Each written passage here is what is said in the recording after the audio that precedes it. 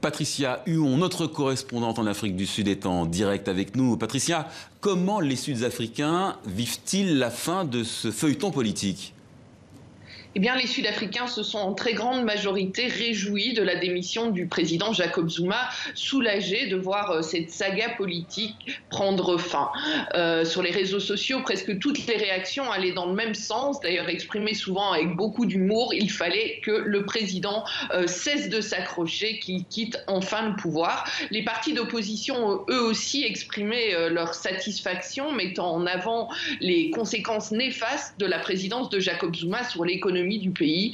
Et l'ANC, le parti au pouvoir, a également réagi peu après l'allocution à la nation de Jacob Zuma hier soir.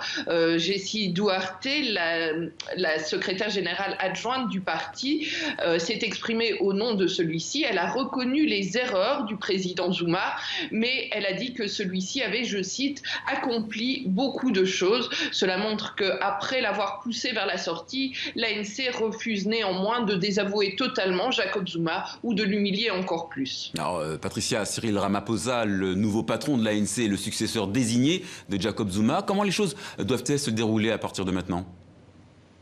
Eh bien, dès aujourd'hui ou au plus tard demain, le Parlement va élire le nouveau chef de l'État qui assurera cette fonction jusqu'aux élections de l'an prochain. L'ANC a déjà désigné ce successeur. Il s'agit donc de Cyril Ramaphosa, le vice-président sud-africain et le nouveau président de l'ANC qui a été élu en décembre.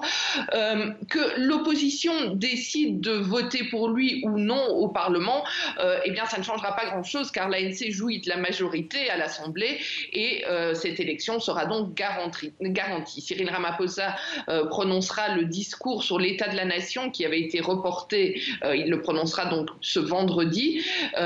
Cyril Ramaphosa veut incarner le renouveau de l'ANC. Il veut restaurer la confiance des Sud-Africains. Il a promis de travailler à relancer la croissance économique du pays et aussi, surtout, de s'attaquer à la corruption. Mais la tâche qui l'attend sera colossale.